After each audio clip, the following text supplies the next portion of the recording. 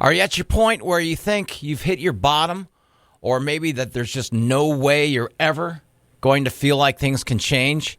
I was like that. I really was. And I want you to know, my name is Bromo, by the way. I want you to know that there is a way out. Please join us for my podcasts.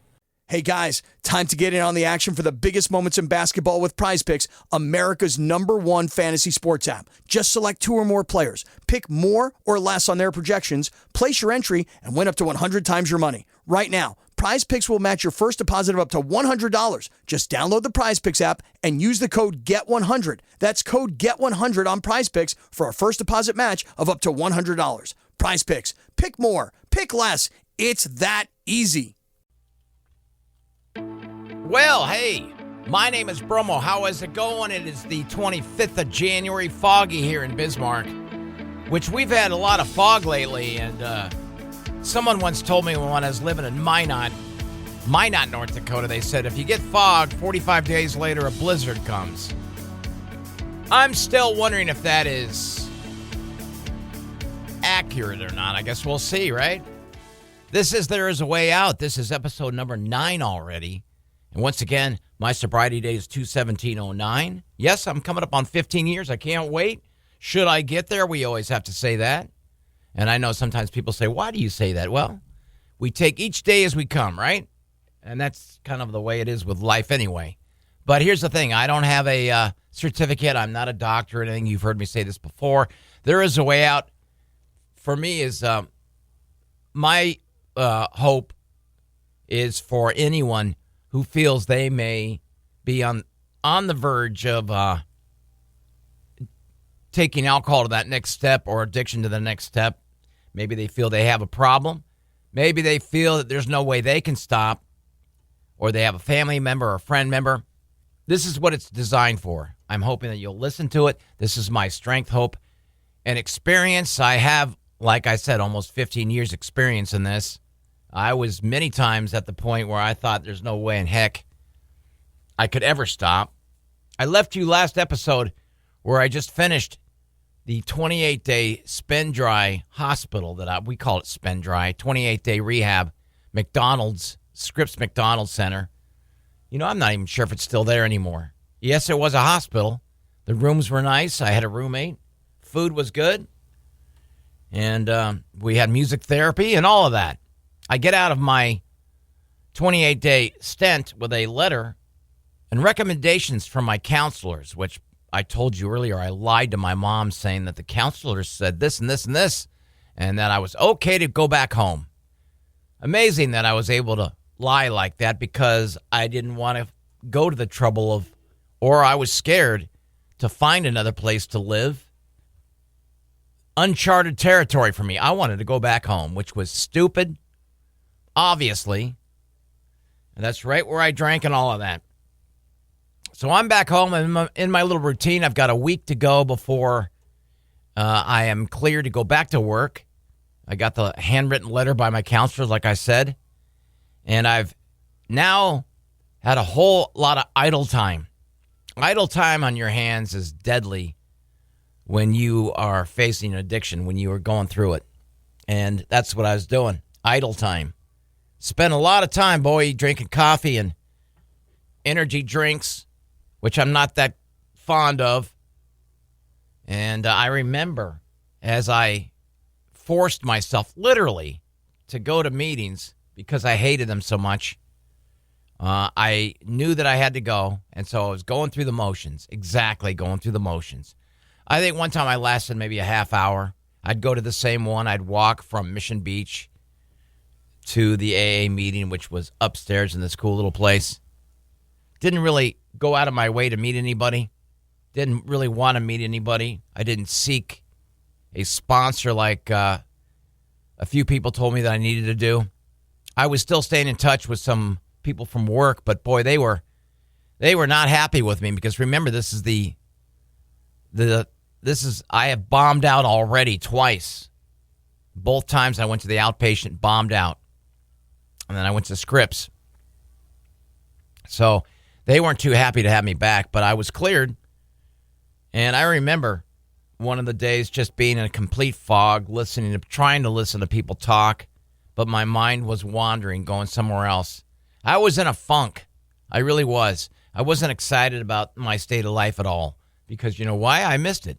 I really missed when it used to be fun to drink, when it used to be easy, when there was no pressure, when I was able to handle it as far as my body is concerned. So, leading up to the last day that I drank and went on a 2 or 3 day run, I was miserable. I really was. And this is how I relapsed for the very last time.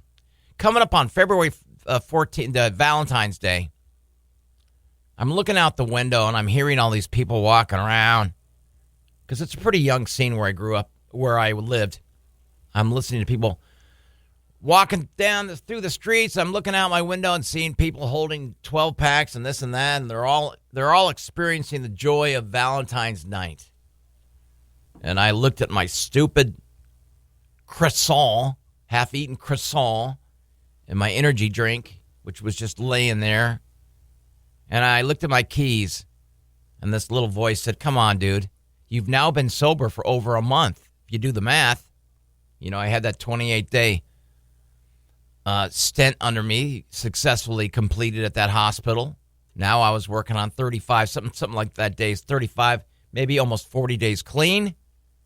I even went and got a chip at the place that I did detox at, and there was a meeting there, and everybody was telling me how proud they were of me and how great I looked. Holding that chip, I wasn't that thrilled. I really wasn't. My whole attitude was, I want to drink again, but I couldn't tell anybody that. Everyone's telling me with their cup of coffee and their cigarettes, they're puffing on how great sobriety was. And man, I didn't want any part of it. I lied and told them I did. I still wanted another chance to think that I could drink again. Like they say in the book, to drink like a gentleman. Maybe this time I'll get it. So it was Valentine's night, and it was in the afternoon.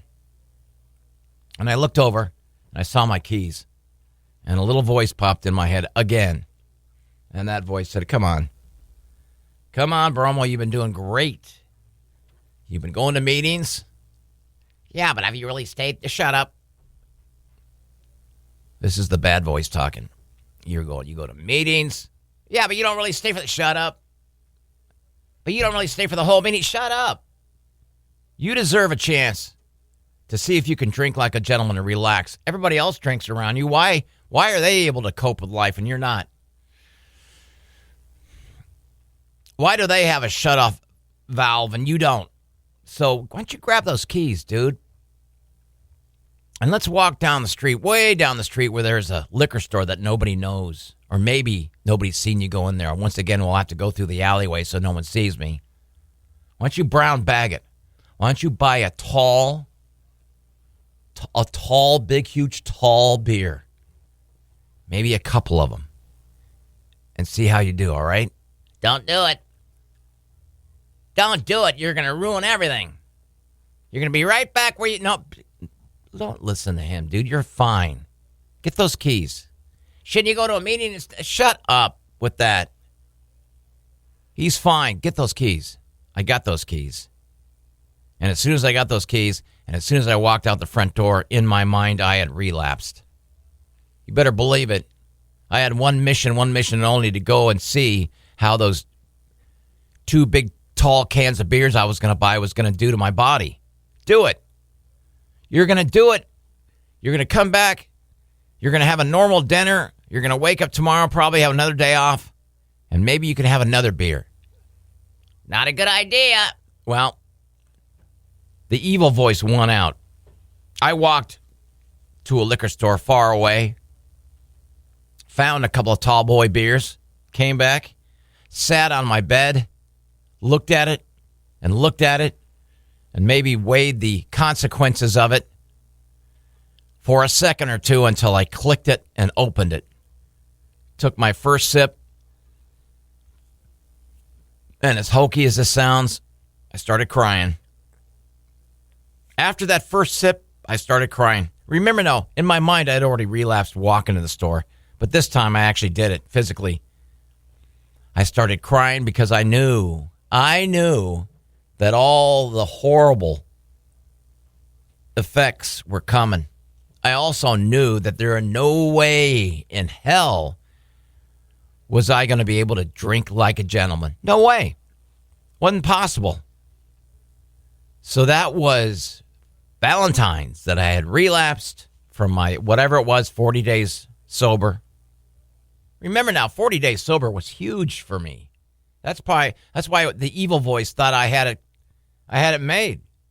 You got it. But the other voice, the voice of sense and reason, knew that I was just fooling myself, and that voice lost. So as I'm sipping into my first beer, we'll speed up time a little bit. The next day rolls around, and I'm right back where I was, man. Yeah.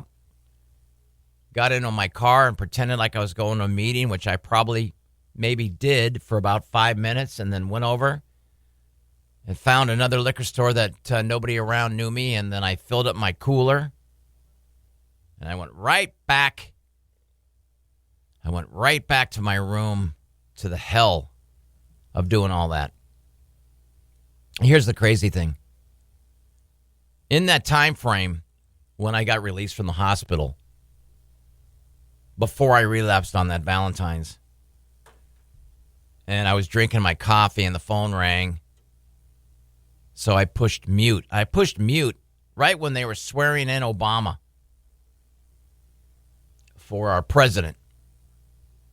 His first time around, right when he was taking the podium, man, the phone rang. And it was my work. And it was the human resource department telling me that I'd just been laid off, let go. And she told me some details about how they'll send me some material, and they'll send me this and send me that through the mail. And as I was shocked listening to her, I asked, does this have anything to do with my disease? And she goes, oh, no, your name was on a list about 3 months ago. This was iHeart letting me go back in 2008 or whenever, 2009, that they were letting me go. So I'll tell you, in a wacky way, that kind of relieved a little bit of pressure, because I was kind of getting scared to go back to work to face all the people that I had let down for the third time or whatever. So now I've been let go. And fast forward to when I relapsed on Valentine's. I did that for a couple of days, but my body said enough. My body did not want to go back to the norm. My body said, you can't take it anymore. My body said, man, you're soaking all this in that you've been doing forever. You took that little break. It's awesome that it's back, but the shakes now were worse than ever. The shakes were worse than ever, and I was really despondent, and I was really hurting. I knew now I was about ready to go to phase 2, which was swirling down to my bottom. I knew my bottom was coming. Now, was that going to mean that was going to bring death? As dramatic as I'm making it, maybe. So here's what happened. I'm sitting there in the afternoon, and I'd blown off an opportunity to go out and be with my sister who was in town. She had tried to call me. And I probably, the first time she called me a couple of days before, had said, yeah, let's make plans to do that. A couple of days later, she's trying to call me when I've relapsed, and I'm not answering the phone to anybody. So she's worried. Understandably so. She's worried because no one's been able to get a hold of me. My mom was trying to call me. I wasn't answering my phone. So my stepbrother says, well, I know where he lives. I'm going to go out there and see what's going on. He went out there, and unbelievably so, while he's trying to get into my house, a police car drives by. He hails the police car over. He stops it. The police jumps up onto the second floor over the railing and opens the sliding glass door. And there I am, basically on the third floor where all of our rooms are. And I'm staring down at the floor with these empty medicine bottles all around me on this cardboard desk. No kidding. I had a cardboard that I used to put my clock on and such right next to my bed. There's all these medicine bottles that are empty, laying there on their sides. And I hear this, Bromo,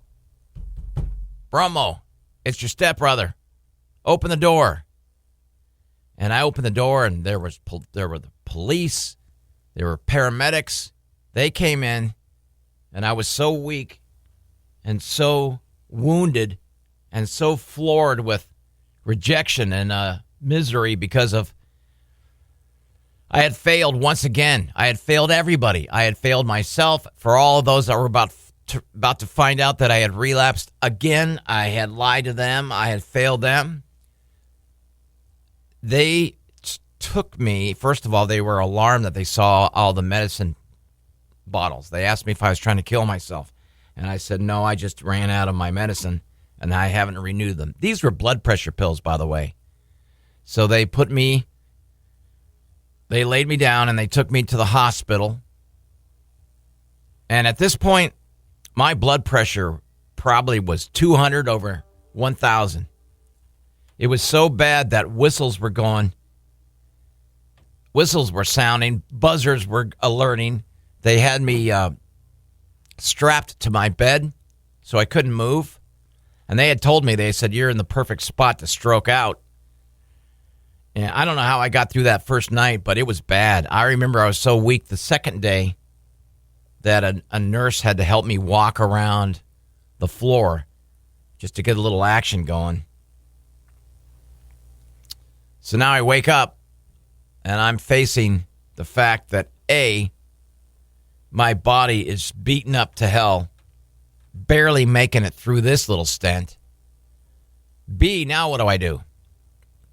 At this point, a friend of mine who I knew from the radio station, she came out and she visited me.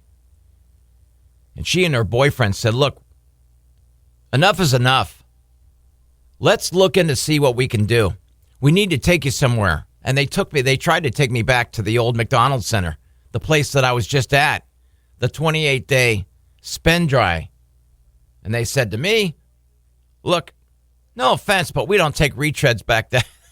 You were just here. Your bed's barely warm. We can't take you back. Sorry. But the great thing is, the first step in really saving my life was a guy there named Dave. And he said, look, I know of a place. And he told my friend and I this. He says, this is a place 35 miles east of San Diego. It's way out there. It's rough. But I think this place, which has saved many, many lives, I think this place will save your life. So let me see what I can do. And then he gave us some information. He told me a couple of names out there. He told me I needed to go out and fill out an application. It was called the Freedom Ranch. It was out in a place called Campo. Campo is dirty, dusty, and nothing going on out there. And like I said, it was a 35-mile drive from where I was staying at the time, because when I got out of that hospital, there ain't no way I was going back to my room. My friends said, you're going to come stay with us. These angels said, you're going to come stay with us. And you're not going back to that room. You're not going back to Mission Beach. I was able to get my cat. My cats, I believe I had 2 at the time. I was able to get my cats. I went over and got a couple of things and went and moved into this house. Drove out to Freedom Ranch with my stepbrother. And in that drive out there, as I'm getting closer to this place that's out in the middle of nowhere, as we pull into this dirty lot, I look over and I see all these big, huge guys with tattoos, smoking cigarettes, and playing horseshoes. I was scared. And I said to my stepbrother, I don't belong here. What am I doing? And he goes, I think you do.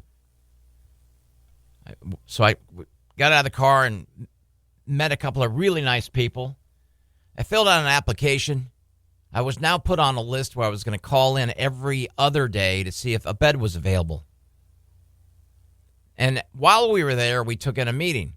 And the meeting was in this really cool place, like a clubhouse that seated all of the Freedom Ranch people who were living there, all the 40 guys, and enough room for other visitors that wanted to come out. And while we watched a meeting, somebody came over and said, "You guys going to have dinner?" And so we hung around and we had dinner with some of the members of the people that were staying there. Driving back to the house that I was now staying at, this beautiful house, I was saying to myself, "Hey, no way I'm going to live here. What am I going to do? I sure hope I don't get that call." Because remember now, I was on a list and I was told to call every other day. Every other day you make that call, which would be I'd call in around 9:30. "Who's this?" "This is Dave." "All right, hang on, Dave." I'm sitting there going, "Please don't. Please, no. And then he'd come back on, "Not today, pal, but hang in there. It's going to happen soon." I'm like, "Oh, darn it. Okay, thank you." And I hang up the phone and I'm like, yes. You see, another day where I can stay in this beautiful house and do nothing. But remember now, I'm away. These two that I stayed with, obviously, they're in the program too. They didn't drink at all. So I am sober. And I was taken to some meetings, sitting through the whole thing and telling my story. But there was no booze around. I didn't have a car. So I was completely shut off. I couldn't walk to a liquor store. Now, did my mind still want to drink? Yes. But now I'm accepting the fact that I'm about ready to go into a recovery home called Freedom Ranch, which is a 120-day facility or longer. And I have to make that call every other day. Well, I made that call maybe 3 weeks later. Was put on hold, and the guy says, "Hey, can you be here at 11 this morning?" "Yeah." "Come on in. Freedom Ranch awaits you." And let me tell you my thoughts on going to the Freedom Ranch. I was scared to death. I was on my way to my first recovery home. In my next episode, I'll tell you how the Freedom Ranch was my first step to saving my life. This is There Is a Way Out. My name is Bromo. Thank you so much for listening to this. Remember, if you think you have a problem, there is a way out. Hey guys, time to get in on the action for the biggest moments in basketball with Prize Picks, America's #1 fantasy sports app. Just select 2 or more players, pick more or less on their projections, place your entry, and win up to 100 times your money. Right now, Prize Picks will match your first deposit of up to $100. Just download the Prize Picks app and use the code GET100. That's code GET100 on Prize Picks for a first deposit match of up to $100. Prize Picks. Pick more. Pick less. It's that easy.